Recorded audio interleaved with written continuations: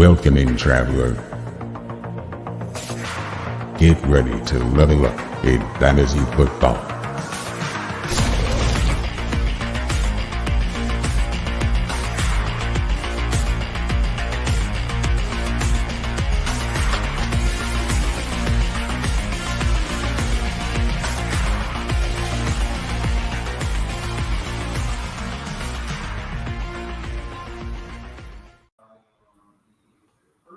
Well, hey there, hi there, ho there, campers. It is your boy, FF Mike Cash, here in the Gardner Minshew role. Corey couldn't be with us again. It's really unfortunate, but we're joined by a special guest, Tommy. He goes on Twitter by FF Tommy B. What's going on, Tommy? How are you? Yo, I am so excited to be here. I feel like Thor when he's in that stadium in Ragnarok and he just says, yes, these are my friends. I know them. I've been listening to y'all for so long, and I just really appreciate the opportunity to be on the show with you today. Dude, we're so excited to have you. It's super cool to, we have a listener. That's more than we had a year ago. So it's really an honor that you tune in every week, and we're excited to have you on the show. Hopefully Evan isn't the Hulk, but you want to say hi, Evan? Man, if I could be the Hulk, that would be awesome. I'm like the most even keel person unless you make me mad and then I smash things. So it kind of works perfectly. Yeah, I've been on the wrong side of that before, specifically talking about running backs that we're going to talk about tonight. But I want to circle back to Tommy. Tommy, where are you from? What are you working on? Tell the people where they can find all the great things and magical things that you do. I appreciate the opportunity. At FF Tommy B on Twitter. You can catch me hopefully just about every week on the Superflex Super Show this non-point scoring season. We've got some really good content coming up, I think. Thank you so much for the questions on the last Ask Me Anything. They were really, really good. I'm also going to be joining the Dynasty Junkies as a guest host this offseason. They were just running a little light on folks who could sit in a chair, and I volunteered, and they said yes. So I'm really excited about that. I won't be on this week, but next week for sure. So yeah, check them out. They're really great as well. Oh, yeah. Super fun show. Super excited. Sounds like you got a lot of stuff going on, and you found time in your busy schedule to hang out with me and Evan. So magical. Always cool. Want to talk fantasy football. Yeah. Dude, who doesn't? What else would you be doing in January other than fantasy football prep? Totally. But there's some other things that we're doing, like trying to win some Pepsi. Chuck, if you're listening, you owe me some Pepsi. With that, Evan, cold open. What is your favorite kind of Pepsi? Not Pepsi, because I think the last time I had a Pepsi was like 2008. Dang, it's been a minute. So yeah, if I'm drinking soda, it's either Sprite or Dr. Pepper. Okay, I respect a Dr. Pepper take. Tommy, what you drinking? Yeah, the best Pepsi is when you go to the movie theater and you get a little bit of each of the sodas out of the dispenser. And of course, like half of them are different types of Pepsi. So you get like a little bit of each one, and it comes out into this sugary mess. Great answer. I don't have nearly as interesting one. It's just cherry Pepsi. You know, that's all I want. Just a nice case of cherry Pepsi, Chuck. Bring me my Pepsi. But let's get into real football. Evan, is there any weird college news stuff? I mean, Caleb, Chalk going to Chicago. Teams are starting to come around. Daniel Jeremiah released his mock draft. Any thoughts on the top three? I haven't seen Daniel Jeremiah's. I was looking at Mel Kiper's. Okay. So I saw his 102. You want to talk about his 102 real quick? Being Jaden Daniels. It's spicy. You know, it definitely you can make an argument because of his mobility that he can extend plays, that he can be able to play behind that bad offensive line. He has some weapons there, and if Bieniemy stays, you love seeing Bieniemy with a rookie quarterback because absolutely just love what Bieniemy can do. Period in an offensive scheme. Oh yeah, big fan of Bieniemy. Big fan of Jaden Daniels. By the way, if you're listening, there's a related video. Did a whole film study on Jaden Daniels, which put a lot of work into it. I don't know. Click yes. It would be fun. Let's talk about real football being played right now. Mark Andrews is probable for the conference championships game. Tommy, you're the Ravens. Are you taking Isaiah Likely off the field, or are you just going to let Mark Andrews continue to grind? I think this is a yes and situation. I think Mark Andrews is absolutely the alpha pass catcher in that offense and is deserving of that role, regardless of how well Likely has played. However, this is the time of year where the Ravens have been creative in the playoffs, especially when they're playing the Patriots. Luckily, they've avoided that this year. And so I would imagine that both are going to see a lot of action. I think that the Ravens are probably going to be a little concerned about putting too much workload on Andrews' plate, especially with the Super Bowl coming up in just a couple weeks. And so I could see something like a 65-35 split where Likely very much has intentional targets, first read targets coming his way. But I don't know what you think. If they could just take Nelson Aguilar off of my TV, that would be delightful. Let's get Aguilar off. Let's get Likely on more. I just think it makes for more fun. And I just think he has a little more juice than what anything Nelson brings to the table. The Ravens are also hopeful that Marlon Humphrey can play. I don't really think that's going to be enough to stop the Kansas City Chiefs' elite pass catchers and Kadarius Toney and McCole Hardman. Like, whew, man, thank goodness they're getting him back. But Evan, I want to talk to you about Deebo Samuel. So he is questionable for the 49ers. If he is hurt and Brock Purdy still wins the game, will we finally believe in Brock Purdy, or is there going to continue to be Brock Purdy hate all offseason? Well, yeah, I mean, if he is hurt and doesn't play in the game, it's going to break the narrative of the Niners being a 500 team when he doesn't play. And I think 0-2 in the – yeah, it's 0-2 for something. With it, their yards per attempt go down. Their yards per completion go down. Like you look at what Deebo can do after the catch, and he just absolutely runs like a bull just through whoever he can. It makes sense that he gets injured. It makes sense that the shoulder's a little tender just by his play style. I mean, he just goes to the wall and just goes as hard as he can, which is really admirable. Honestly, I used to love Bob Sanders playing safety for the Colts back in the day because that's exactly how he played. Reckless abandonment for his body. And it's just fantastic to watch. But I still think the Niners, even without Deebo, can still do it.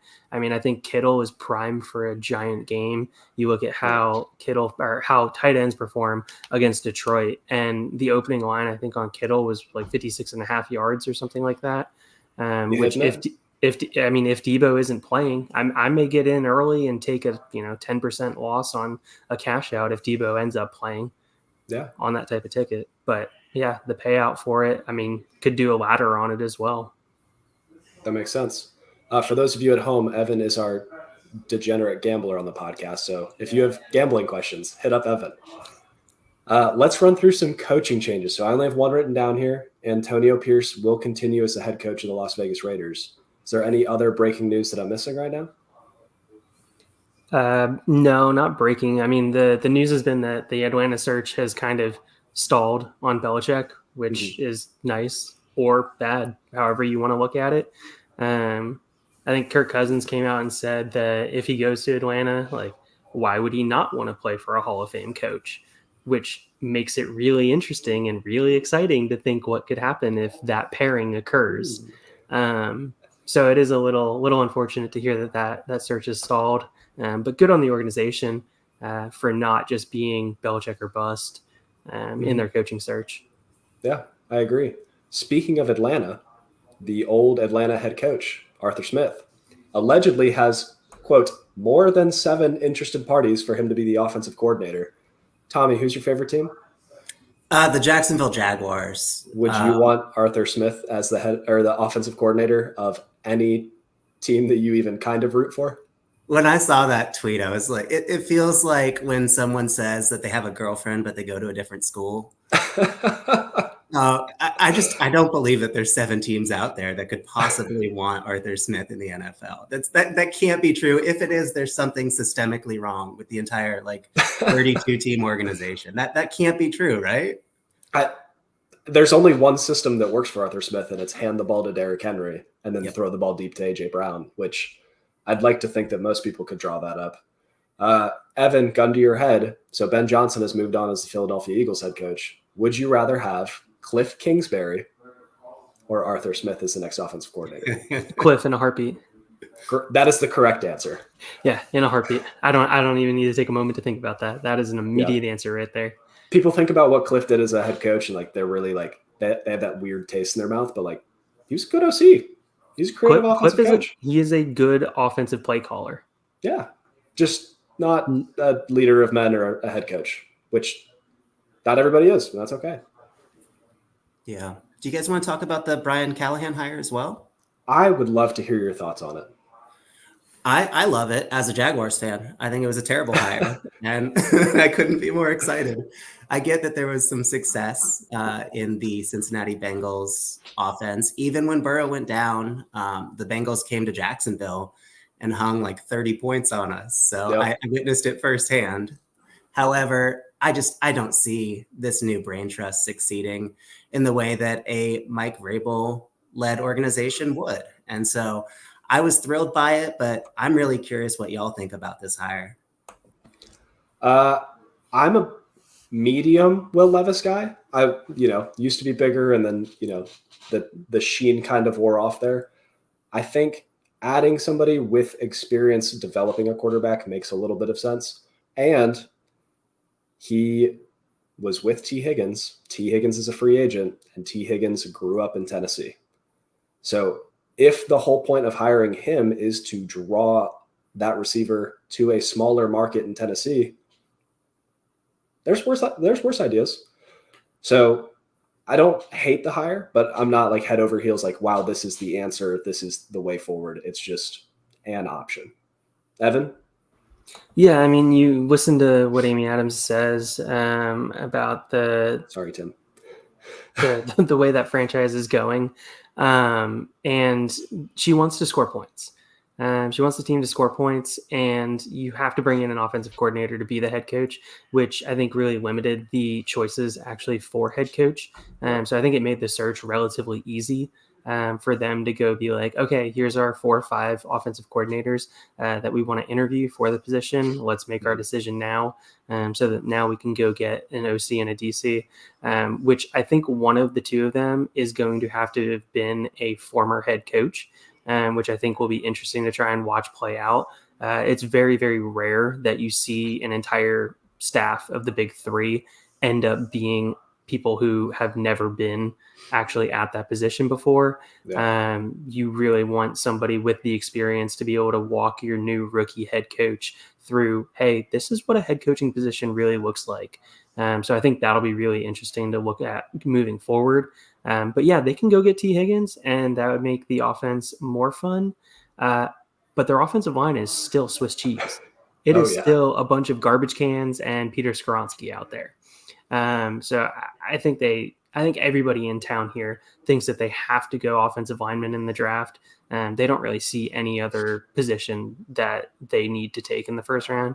And I bet you if they take any other position, people will revolt. You were talking about a former head coach with defensive experience that could come in and be the DC. How do you feel about Mike Vrabel? Yeah, okay. Oh, man. But I think that concludes all news and notes. Guys in the chat, if you see anything that we missed, just go ahead and drop it in there. But otherwise, we're going to move on to our main focus of the evening, which is vibes-based scouting. So we're just going to play some clips. The way it's going to work is I piece together a highlight tape and then also some key plays that it relates to what the receiver's strengths and weaknesses are or the running back strengths and weaknesses are. We're going to run through Xavier Legette from South Carolina, Bucky Irving from Oregon, and Braylon Allen from Wisconsin. Not in that order. Swap Allen and Irving. But first, let's talk a little bit. So, Tommy, if you are ready for it, can you walk us through what you're looking for when you're scouting a wide receiver and some of the strengths and weaknesses that you want to see? My co-host, the Superflex dude himself, John Hogue, he sometimes affectionately calls me a numbers butt. And he means that insultingly, where I look for draft capital first and foremost, and I center most of my evaluation strictly on that because I think we're all pretty bad at analyzing players. I'm really excited too tonight, but people spend millions of dollars, teams do. Yes. And front offices, they get so sure of themselves and they reach for players, and we think we're so smart in the fantasy community that we can parse through these supposed great and poor decisions, and we're just as wrong as they are. And so I look at analytics, I look at base rates and all those nerdy things that hardcore dynasty players really try to dig into when they're feeling smart. So that's first and foremost what I look for. However, I love just watching football, and I love watching college football because what the players can do on that football field is entirely different in the NFL. And trying to find the connections, trying to find what will transfer is really fun. And so what I'm looking for are special things, and I want to see the absolute worst things that these players do as well, because if they don't have the ability to, let's say, get off press, they're probably never going to do anything in the NFL, right? And so I look for the absolute floor and the absolute ceiling of a player's abilities and assume they're going to fall somewhere in the middle everywhere else. Yeah, that's a great run through. I love highlighting, like, there are professional organizations. They do this full time. They get paid for it. It's not just guys that are like, hey, what do you want to do tonight? Let's talk about Bucky Irving. Like, going on draft capital is the smartest and the safest way to do it. But scouting players is also fun. So that's why we're here. So, Evan, you want to talk through what your process is, or is it just vibes? Yeah, it's not just vibes. As you know, Mike, I watch a ton of college football. I'll go down to our game room here at the apartment and flip up 4 games on the TVs down here. And then I'll have a game up on my laptop, probably another game up on my phone. So, streaming anywhere close to six games at a time on any given college football Saturday. So just consuming as much in-game action as I can, seeing how a player plays differently in different game scripts. So you're looking at a guy when their team's down, like, is the quarterback making him their go-to guy? Is he pressing the ball into them? Is he very clearly the de facto first read, trying to watch the games and go through all of that? So I'm taking these little notes throughout the games, throughout the year. Usually every year I'll start out with my top 15. Sometimes I'll expand it to a top 20, and I'll really hyper focus on those top 15 that I'm going to be looking at, making sure that I'm good there. And then throughout the year, any guys during the weeks that really pop and hit my eye, really start to get on that list as notables, and then I'll start following them a little bit more as the year goes on. But definitely like looking for guys that are improving as the years go by. You talk about running backs continuing to try and not get too much of a workload, but still be able to go through the process, be able to look, okay, did their offensive scheme change? Did they get a different offensive coordinator? Did they get a different head coach in college? How did they deal with that transition? Because that helps me to know. I mean, you look at the amount of quarterbacks and the amount of offensive players that change their schemes and that have new OCs, new head coaches. Can you adapt? Can you fit in multiple different schemes? And I think Braylon Allen is a great example tonight of the offense completely changing in an offseason and seeing how he handles that change. Yeah, their ability to deal with uncertainty is something they're going to have to adjust to in the NFL. Like, there are guys that play really well in certain systems and guys that don't play well in others. Like, if they're able to play well in multiple systems, that normally leads to better NFL success. That is 100% a shot at Bo Nix, who only did well in one system. Anyway, I'll talk through a little bit. So specifically, as I look at wide receivers, I walk through the play as it starts at the beginning. So first and foremost, I want to see how they release. Like, if they're getting pressed, do they struggle with it? If they're getting off, do they struggle with it? Like, how do they get to the defender, stack their hips, and make sure they're in a position to make a move to separate? Next to separation, I don't care how you do it.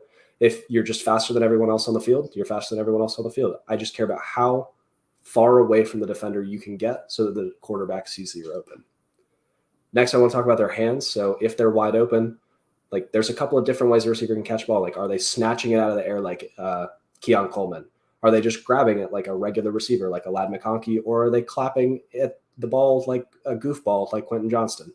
Like, there are some clear tendencies that you can see on film that the way they catch the ball now is the way they catch the ball later. Like, Rome Odunze does an amazing job of flashing the hands late so that a defender doesn't know when the ball's coming. He flashes them, catches it, brings it in. Like, it is exactly teach tape, which is amazing, and I love it, and I'm going to show it when I'm a coach one day. Next, I want to talk about their hips through all their breaks and as they move. Like, if they're able to sync and adjust and change direction quickly, like, that is directly translatable. Brian Thomas does a weirdly good job of that for how big he is. Like, he can separate from a defender while moving full speed, while accelerating. Like, it's the spookiest thing you've ever seen, and I love it. At the catch point, are they aggressive? Like, Zay Flowers will jump with defenders that are bigger than him, even though he's not known for being a jump ball guy, but he has the aggression at the catch point. He wants to go get the ball in the air. Like, that ball is his, and he owns it. Quinn Johnson, not so much. He plays like he's 5'11", but he's 6'2". And then Yak, another thing, like, I don't really care how they do it, but I am going to annotate how they do it. Like, are they shifty that they're making guys miss? Are they just a monster like Deebo Samuel? They're trucking dudes. Like, are they a guy that's just going to get what's in front of them, like a Lad McConkey that's just like, I have 5 yards. I'm going to run 5 yards. The defender's going to hit me. I might fall forward. So those are kind of the key things that I look for in a wide receiver. And just make a little note each time, and then it makes for really easy write-ups for the scouting reports, which you can find at lastwordonsports.com. Cool. I talked a lot there, but just wanted to give the people these are my vibes. This is where I'm coming from, and I'm excited to talk some football with you guys. You guys ready? What do you got? Boom. First and foremost, Xavier Legette. The joke is this guy is legit, not legit. He's touted as a size speed freak, but I'm going to let Evan run through his measurables while we look at, again, we have a highlight tape, and then we have specific plays from the all-22 angle that, like, scouters will actually look at, as opposed to the YouTube, wow, every play is good. Yeah. Evan, floor is yours. Yeah, so for Xavier, he was expected to measure in at 6'3", 227. That's what he was listed at on South Carolina's website. And then Senior Bowl came around, and he just recently had a weigh-in and a measurement taken on his height, and he came in shorter than expected, as typical, at 6 foot with 6/8 of an inch, so not even 6'1". So just over 2 inches shorter than expected. And then he came in 8 pounds lighter than expected at 219. Career stats, he started playing in 2019, played all of the seasons at South Carolina. So he went 9 for 81 and a touchdown. So I'm going receptions, yards, touchdowns here. And then in 2020, he went 7 for 113 and no touchdowns. 2021, 8 for 63 and a touchdown. 2022, 18 for 167 and 3. And then finally had a breakout season this past season, going 71 for 1,255 and 7 touchdowns. So it was really a late breakout. You expect as the players get a little bit older for them to start to dominate, and that's exactly what ended up happening here. Is there any concern there with, like, his age-adjusted production? We're talking about somebody that it took him so long to break out. Like, is that a red flag, or is it a product of the situation that he was finding himself in? Oh, yeah. I mean, if you talk to any analytical person in the fantasy football space, they're going to tell you breakout age and how important that is. Definitely does not have the breakout metrics that you're going to want, and coming in a little bit smaller than expected on top of it. And then having Spencer Rattler there, who was such a highly recruited prospect coming out of high school, going to Oklahoma. I think most people know that story with the now likely number 1 overall pick also going there. Who replaced him? Some little guy? Good old Caleb Williams. Oh, never heard of him. Weird. Weird. So, yeah, I mean, Spencer has a couple games. He's definitely just kind of a gun and chuck it type of guy, which led to this past season, him really just kind of airing it out and giving Legette the chance for the season that he had. Yeah. So the clips that I pulled for Legette, it is the first 4 plays directly in a row of the Clemson game versus South Carolina. I think it perfectly encapsulates who he is as a prospect. I'm not going to get out in front of that now, but I'll give you my thoughts at the end. The arrow is pointing to where he is. He goes in motion, and he's going to run a little out route as they roll to the right. So let's roll the tape.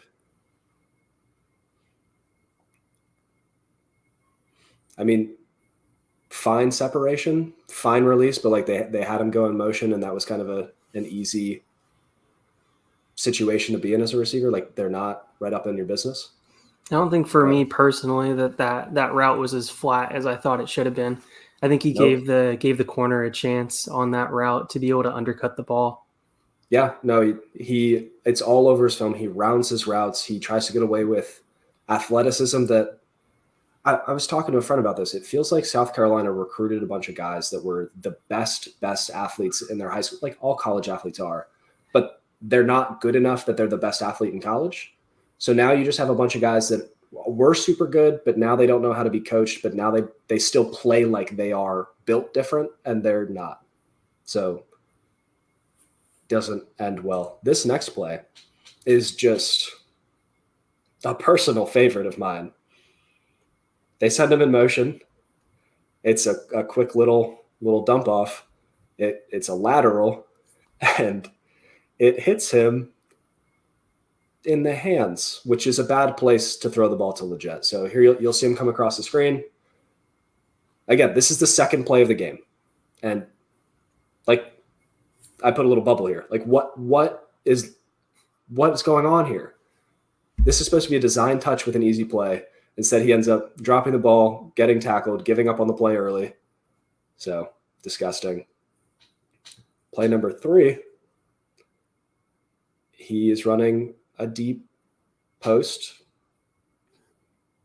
Remember what I talked about when the ball is at the catch point and you want to see the receiver like own the ball, like that is their ball. Yes, Rattler did not throw a great pass here. But who's jumping for the ball here? There's like an error message. It's loading over Leggett's head right now. Can I jump in here? Yeah, of course. Let me pause it for you. Yeah, so on the first series of plays, we saw him leave his feet repeatedly when he didn't need to and try to use his body to shield the defender to catch the ball. And it was almost like a surprise motion to catch the football when it was there. It feels like that is probably one of the weaknesses in his profile is if he can't physically outmaneuver you, he doesn't have the ability to react quickly enough or with timing to actually catch the ball in the play design. And so it's like you said, where he feels like he is going to be able to out athlete the defenders. And it's just not the case in a repeatable manner. Yeah. And especially when we talk about getting to the next level, like he's already struggling with ACC. Like Clemson wasn't that great this year. Yeah. And he's struggling here. Evan, I'm sorry I cut you off there. No, I was just gonna say, Genji in the chat, it's a late pass and it's underthrown. You can also say about the play concept and why is Rattler throwing the ball into a space where there's 2 receivers, and he's dragging the underneath coverage along with the overtop coverage, which is lagging behind, right with him, right into the space where another receiver is trying to operate. But yes, it very much feels like he doesn't have the dog in him. He's not trying to work back to the ball. He's not trying to attack through the ball to be able to get it. He's just kind of letting the ball come to him, which is a worse nightmare for a quarterback in the NFL because the amount of times that a play can get undercut when you have a wide receiver that's just absolutely just letting the ball come to him instead of attacking the ball through it. I mean, that's going to cause his quarterback to have absolute heartburn. Yep. This is hilarious. So let me see if I can hide this. A post stating that his yards per route running against man coverage was over 4. And that doesn't make any sense. But listen, he does well when it's designed touches and he actually catches it. He struggles immensely against corners that are even medium. Like there were so many times that I was watching his film and like going through and cutting up the tape that I need him to meet the ball. I need him to flatten his routes. I need him to run what it looks like the play design is supposed to be. And he's just rounding it. And he doesn't have the dog in him. It's terrible, but not a fan. We got one more play. Do you think it's a matter of not having the hips to be more crisp with the routes? Is it a matter of feet or is it a matter of just not running routes with any high level of acumen? I don't want to say that it's not an effort thing because like he's clearly worked his tail off to get to where he is. Yeah. But it does seem like he's a little lackadaisical at the break point, and maybe with a good wide receiver coach, if he gets some time to clean it up, he can learn to sink his hips a little more and like get into the breaks. But it's not where it needs to be now, considering his age and his timeline as it got him to where he is today. Evan, is that fair? Fair enough. Yeah, I think it's completely fair. Cool. All righty. So here's the thing. Those first 3 plays, you're like, what is going on? And then he does this. He gets absolutely rocked. He played the rest of the game. He wasn't hurt here. He was just a little slow getting up. But he just low hit as he's touching the ball and manages to catch it. So, Evan, I'm going to let you go first, but what are your final thoughts on Xavier Legette? Like, where are you comfortable taking him in rookie drafts? Where do you think he's going to go in the NFL draft? What are the name of the episode is Vibe-Based Scouting. What are your vibes? Yeah, we were talking about this as well, Mike. I know when you look on Mock Draft Database, they have him going as 42 right now, based off of consensus mocks, basically compilations of mocks. They have their specific mocks showing 28 to Buffalo. I just don't see any way where he should test well, but I think that's already baked into a lot of people's cakes and their evaluation with him. You look at the age-adjusted production on top of it. If you're telling me that I can get Legette as a back-end second, high third in my rookie draft, I'll gladly take him there just because I think he does have enough of an athletic profile to be able to have a chance. But in the NFL draft, I mean, it says 42 on Mock Draft Database right now, and I just think that's too high. I mean, that's like a solid second round pick, and I just don't see him going until the third in the NFL draft. I think if he goes in the third, it's purely based off of testing. Like And NFL coaches love projectability. They love athletes. They love to be able to be like, oh, I'm one of the best coaches around. I can definitely coach this guy. I mean, you got to think about that. And a lot of times they will take a flyer on that guy with the athleticism rather than the guy that is the precise route runner, the guy that runs a little bit slower but can cut his routes well. Yeah. Not to put you on the spot right now, Xavier Legette or Ladd McConkey? Ladd, because I think he's going to have more production early. Dude, it's Ladd by a mile. Nah, I look, I'm not as high on Ladd. Big Ladd guy. Tune into the show Thursday. Okay. But Tommy, what are your final thoughts on Xavier Legette? Where you think he should go in rookie drafts and where you think he'll go in the real NFL draft? Well, I guess flip those because you do draft capital first. So yeah, we don't know that yet, unfortunately. Let's assume that in your rookie draft, he's available somewhere in the second round. Those types of profiles, second or third round wide receivers, draft in the NFL, second round in your Dynasty rookie draft, they've got like a 25% chance of hitting.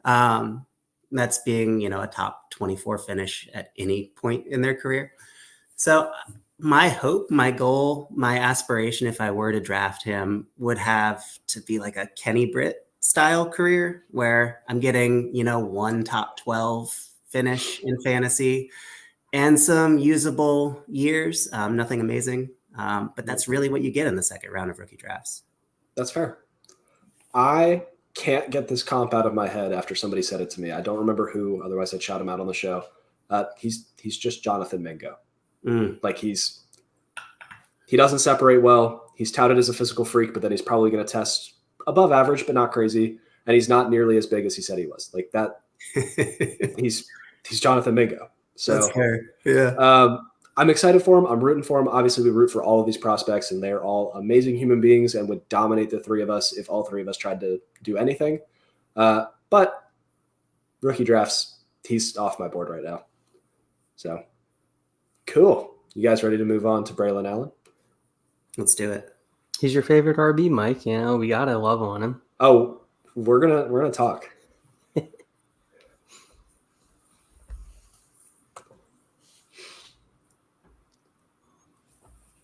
All right, Evan, give us the stats on Braylon Allen. That way we can talk about the vibes. So Braylon Allen played his entire career at Wisconsin, was an athlete coming out of college. He was thought to be a linebacker, and I'm pretty sure he was a linebacker when he originally committed to Wisconsin. He was a safety. Safety? Okay, an oversized safety. Maybe he was transitioning to linebacker, Yep. Or transitioning from high school linebacker. But Braylon Allen, expected to be 6'2", 235. I genuinely don't think he's 235. I think he's probably closer to 222, somewhere in that range, to be able to run 225, 222, 225. We just saw Leggett. Leggett was 220. Yeah. Okay. And then career stats, 3 seasons at Wisconsin. This past season, he had an offensive mindset change. They went from being a power run offense to, I think, the air raid run. It's like a mixture of the air raid and power run. It was an interesting offense to be able to watch. So this is going to be carries, yards, and touchdowns. This is strictly focusing on rushing. So 2021, 186 carries, 1,268 yards, 12 touchdowns. 2022, 230 carries, 1,242 yards, and 11 touchdowns. 2023, 181 carries, 984 yards, and 12 touchdowns. These past couple of years, he's had just other running backs to compete against as well. He started and did very well against the Big Ten as a 19-year-old, coming out as a true freshman, trying to run against those defenses. He was 17 as a true freshman. Sorry, 17. My apologies. Isn't that crazy? I just, not to be like, well, actually, but like, dude, that's insane. It was super young.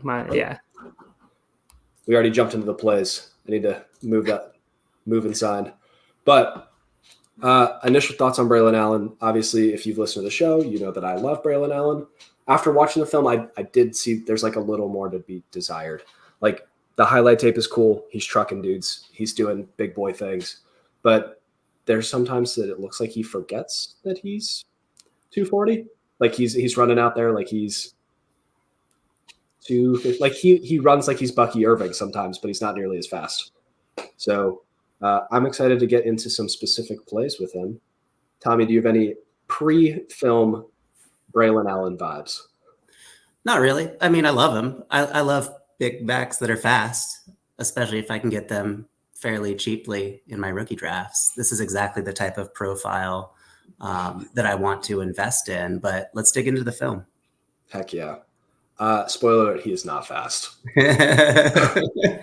So his first play, it looks like it's a stretch to the left, and then I love this specifically on this play because it shows like he's not going to make it the big play, but right here, it looks like there's nowhere else to go. He finds the cutback lane, and he gets yards that he probably shouldn't have been getting there. So people are going to knock him because he didn't break that tackle there, but like not everybody is going to break every tackle. Like not everybody is Breece Hall. So Evan, what did you see on that play? Anything that tickled your fancy, or you're done? You hate him. Look, Mike, I don't hate him. I mean, I appreciated the fact that, age-adjusted metrics, he's going to look very good on age-adjusted metrics when you try and look at the analytical profile of it. You start looking at it, he seems like he very much is a power gap type running back, just kind of hits the hole with authority. And I just don't see the lateral quickness that I would really want to see, which I think is going to really limit him in his scheme fits. And I think that's going to end up pushing him down in the draft, which is why I ended up making that top 100 pick bet with you, Mike, which I think is a very fair line with how the running backs are being viewed in the NFL. And I will say, I do think in watching a lot of Wisconsin, being a Penn State fan and watching a lot of Big Ten football, I do think he is a patient runner, and I do think he has solid vision. Yeah. I love the vision. I love the contact balance at times, but it's also my biggest knock on him. It's like, we'll see it later. So I don't want to dive into it because I'll start gushing. But just another play here. Nothing too crazy. Inside run. But man. He doesn't go down easy. Most of the time, he doesn't go down easy. Look at him put this kid in the weight room. Let's go. Sorry. Anyway, you're good, Mike. Yeah. Yes, he doesn't go down easy. Tommy, did you elicit an emotional response there? Because it should have. It made my heart flutter, to be honest with you. It's not just that he trucked the dude. It's the acceleration to get back up to his top speed. And yeah, he was immediately hit after, but he was looking for the next guy to hit too. And that's amazing to me. I just love seeing that. Yep, one of the things that I'm really excited to see come combine time is I want to see his 10-yard split. Yep. Like that is one of the things that I am just dying to see because I think he's going to absolutely destroy the 10-yard split for his weight. Yep. Which matters. Oh yeah. I think he's a base hit runner. So he's never going to hit the home runs. Like he's not going to turn 15 yards into 40, but look at him just pull out of that guy. And then, oh man, I wish he would have got one more, but he's going to turn a lot of 5-yard runs into 15-yard runs. He's going to turn a lot of 0-yard runs into 6-yard runs. He's going to keep an offense on schedule. Does he remind you a little bit of Brandon Jacobs? Did you see my tweet earlier? You don't know. You know I don't have Twitter. Oh yeah. Sorry. So my Braylon Allen draft profile dropped today on Last Word on Sports. My pro comp for him was timid Brandon Jacobs. Look at that. We didn't talk before this, folks. No, we genuinely did not. This is me and Evan just vibing. But yeah, dude, and Brandon Jacobs had periods where he would just forget that he was huge too. Yeah, he would just run out of bounds. He'd see a safety that he's got like 30 pounds on, and he'd just be like, oh, I'm just going to run out of bounds. It's like, dude, put your shoulder down. But next play, man, I could just watch Braylon Allen all day. Finds the hole, stretches it, continues to bounce off the arm tackles. Like, that would have been... That's a Derrick Henry run right there. Yeah. It's getting to the edge right there and stiff arming some hapless linebacker. That is exactly what Derrick Henry has like eaten everyone's lunch on. He may not have his top end speed, but that is a super useful trait to have in the NFL. Oh yeah. But I'm going to keep clicking through and like letting the people see the highlights that we had built here. Evan, tell me about Braylon Allen. Where do you think he goes in the real NFL draft? Take our top 100 bet aside. And like really, where do you think people should be taking him in their rookie drafts? Yeah, realistically in the NFL draft, I think he's going to be a 3rd-round pick. In sitting on it, I think most likely he's going to be a 3rd-round pick. I think it could end up being a scheme-specific knock, and the fact that I do not like watching him in pass pro at all. Yeah. For somebody that large, he just lets the defenders hit him. And he's just like, yeah, I'm giant. Try and run through me. Have fun. Yeah. Like he just doesn't take on a linebacker in the hole with authority, which is really frustrating to be able to watch. It's more of a door than a hammer sometimes. Very much so. Very much so. You look at his pass catching ability, and Wisconsin doesn't use their backs like that, first and foremost. Yep. So let's make that very clear. If you're just going to look at his production from a pass catching standpoint, but I think his pass catching definitely leaves something to be desired. But I absolutely love the downhill running style that he has. He seems like the perfect back to be able to get that scat back in there, be able to have that 3rd down back that can have good pass pro, be a weapon out of the backfield. Yep. And he can just be that 1st and 2nd down hammer. That just slowly wears the defense down, keeps your team in front of the sticks, keeps them in positive play script. If you take Braylon Allen in the 3rd as a real NFL team and then take Bucky Irving in the 4th as a real NFL team, you now have revitalized your backfield and they're perfect. Sign me up right there. I'm super on board with that. But okay, back to rookie drafts. I think he's going to be a mid to late 2nd round, depending on landing spot. I think landing spot is going to be very important with him. I think there's going to be some offenses that you're really going to look at the scheme and figure out, okay, this is a gap power run team. And he fits absolutely just majestically into that kind of scheme in the NFL. Yep. If he gets one of those without having to have a major share in a backfield that's pretty wide open, I think you'll see him start getting pushed up to the top of the 2nd. That makes sense. Tommy, vibes on Braylon Allen after seeing about 8 plays. Love him. Gotta have him. Gonna have so much of him. I would draft him in my rookie drafts wherever the tier of 1st-round wide receivers ends. He's at that next decision point for me in front of any 2nd-round NFL drafted wide receiver. That's where I'm starting to think about guys like him. And I think that if you just look at historic draft capital, if he's drafted in the 3rd round, 46% chance that he gives you a top 24 season. Like, sign me up. I'm in for this. Yeah. I love it. I love the tie to draft capital because I do think Evan and I are going to be in each other's mentions and like texting each other all day during the combine. Because if Braylon Allen runs a 4.5 something, he is a top 100 NFL pick. Yes, he is. If he runs a 4.6 something, I'm getting nervous. So we really got to see what the 10-yard split is. We really got to see what the acceleration is. Like if on draft day he finds himself as the guy, which, I mean, off the top of my head, are there any places that you could see him going where he would immediately be the guy? I think Minnesota makes a lot of sense. Shout out Mike Zimmelman for the comment there. I mean, if Cincinnati moves on from Mixon, there's a chance. If there's not a lot of places that you're thinking and you're like, wow, there's a clear opening here. Don't sleep on Green Bay. I think that would be a great fit for them. Yeah. They've been uninspired by Dylan. How old are we with Aaron Jones now? Is he 29 or 30 years old? Like, I think that'd be a great fit. Yeah. Well, and the contract situation with Aaron Jones, like I think most people know where that's at right now. Yep. So yeah, I mean, I haven't started diving into depth chart scouting yet at this point. That's usually next month for me. So it's coming up here shortly, but haven't quite gotten there yet. Whoever goes to the Chargers and the Ravens is going to be on the short list of everyone's dynasty darlings, because the Ravens fit is just perfect for basically any running because they give so much space. Like Gus Edwards looks fast there. Like Braylon Allen would look like lightning there because there's just huge holes. Just imagine the efficiency of JK coming back with Braylon. Man, RIP with those Achilles though. Yeah. So where I'm at with Braylon Allen, I think that he is going to be a top 80 pick. So I think that he's going to be early day 3 at the latest. I personally think that because of how poor the running back class is, like he could get shoved into the second round because they're like, well, there's not a lot of better options than a 20-year-old with 3,000 scrimmage yards in the Big Ten. Like he turned 20 on Monday.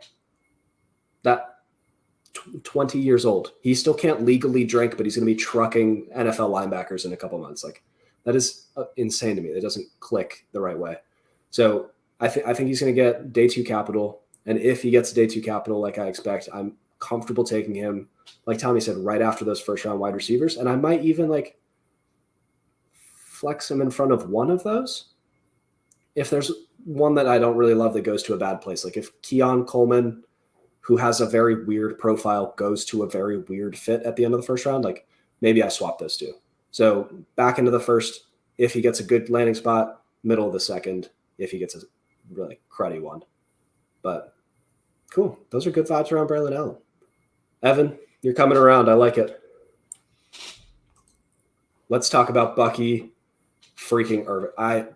Evan, you called him out before. I understand your joy. Posted a couple of highlights on Twitter. Like just talk about him. I will ramble. Yeah, I mean, I've been trying to tout Mike on Bucky Irving since the beginning of the season.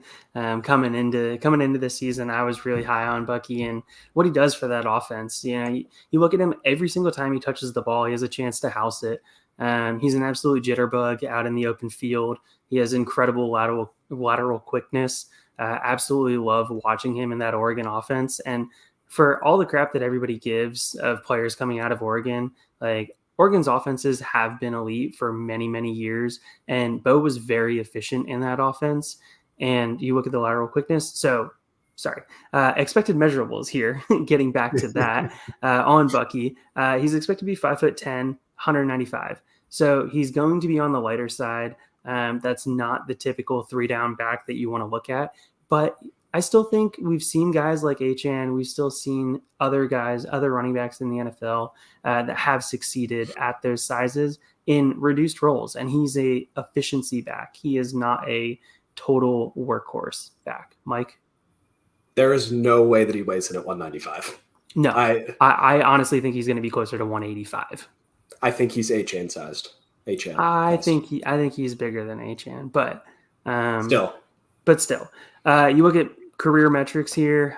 So 2021, 133 carries, 699 yards and 4 touchdowns. 2022, 156 carries, 1,058 yards and 5 touchdowns. 2023, 186 carries, 1,180 yards and 11 touchdowns.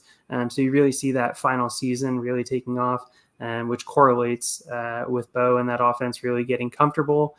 You look at him in 2022 and really taking off, taking that kind of lead back role. You look at that offense as well, and it was a shared backfield. He wasn't the 100% always on the field back.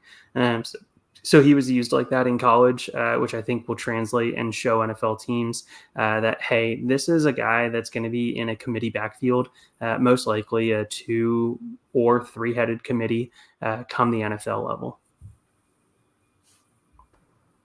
Yeah, I love the call out that he's definitely not the guy in a backfield. But as we've seen with Achane, as we've seen with Keaton Mitchell, as we've seen with some of these smaller backs, like there are opportunities for guys to just be PPR machines or to just make a couple of house calls and all of a sudden your fantasy day is made. So I see him almost in the same exact realm, and I'm really excited to see how the NFL views him, because that's going to decide a lot of that trust that is given to him in a backfield. So yeah, I rewinded a little too much, but look at this.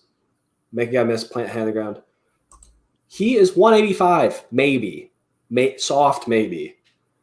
I got to jump in here. I don't know if y'all follow P.A. Howdy, Peter Howard. If you don't, you should. Oh, he's converted me. Running back size doesn't matter. I don't care how big they are anymore. If they can do it, they can do it.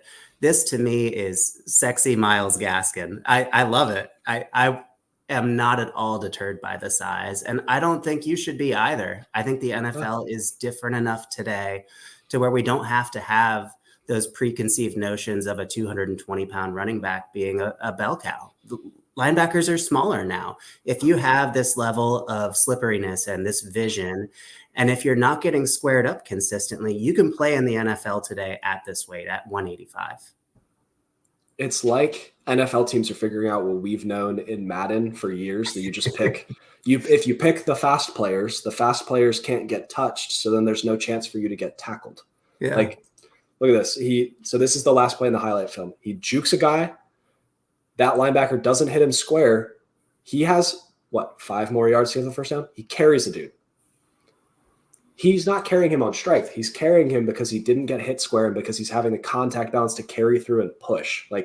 And that's what I was about to say, Mike, is I absolutely love his contact balance. It's weird. You look at how willing he is and how able he is to just stay on his feet after having a weird angled type hit.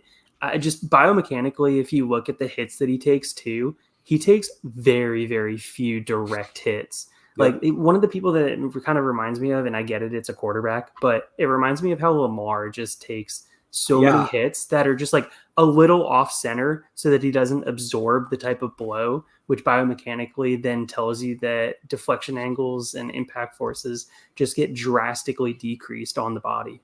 Yep. If you guys watch Jujutsu Kaisen, which I don't know anyone would, this is the weirdest crossover. There's a character that can move his heart around, so he never dies, because as he's about to die, he moves the heart. Shout out Panda from Jujutsu Kaisen. But let's dive into the first play. I just went super nerd on the air. So, I mean, just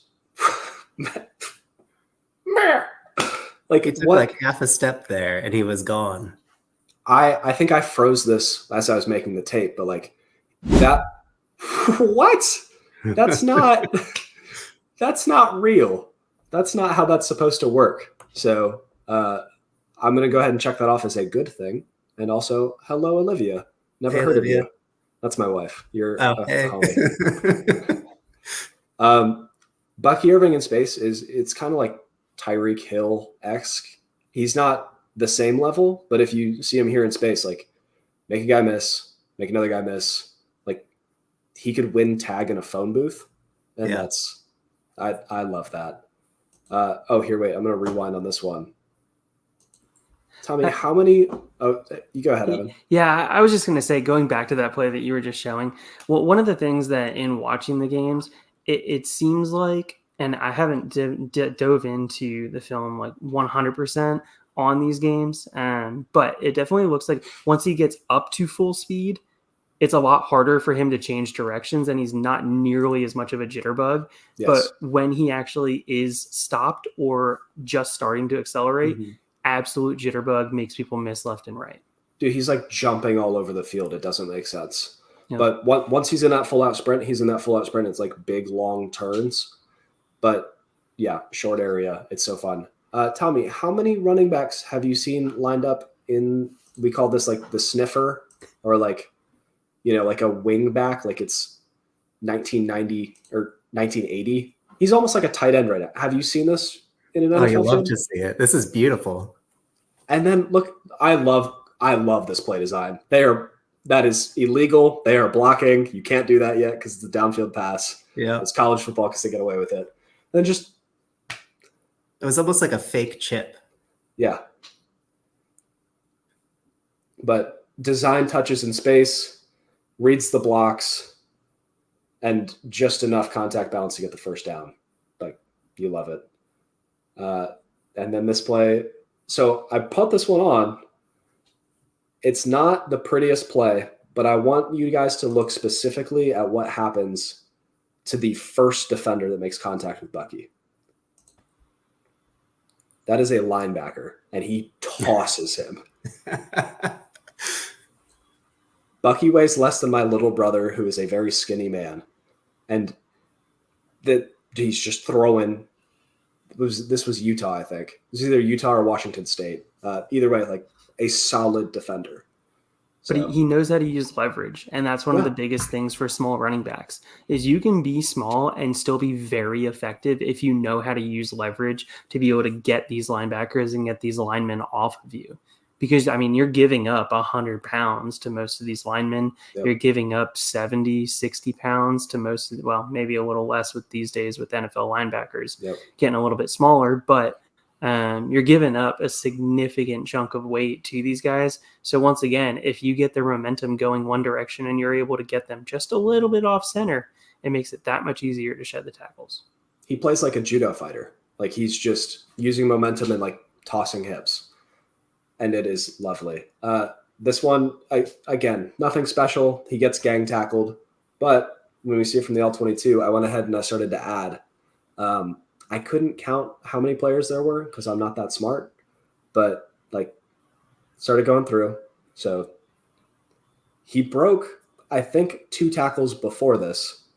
And then there's all of these ones. Like he just makes it happen. And that's awesome to see from a smaller back. Here's the other thing too, is right before he catches the ball, he sees all these defenders closing in on him and he catches the ball effortlessly. Do you remember the second clip of Xavier Legette we showed today? Where he saw one defender and then he dropped the lateral. Just a little different. And one of these plays running back. This one's cool. Look at his ability to control his body on the sideline while getting hit by a linebacker. I also just thought it was cool to see Bo Nix run around. Quarterback 4 in the class, but I don't know if that means anything. Just, keeping the feet in bounds, knowing where you are on the field. He's a real receiving threat. He's not like he can catch dump offs. Like I think Braylon Allen can catch some dump offs. Like he's a receiver. And they lined him up at receiver all over the field, which was cool. Crushed in the NFL on that play, though. Oh yeah, You do, yeah. He'd be very sad. But here he just got a nice little love shove. And okay, so I played this one because we, Evan, you wanted to talk about Braylon Allen's pass protection. This was the only pass protection snap that he took this whole game. Yes, he is horrible. Do not let this man be in pass pro. He is a liability. 100% liability. But you guys ready for the fun part? This is what he can do when he's not being asked to pass pro at 200.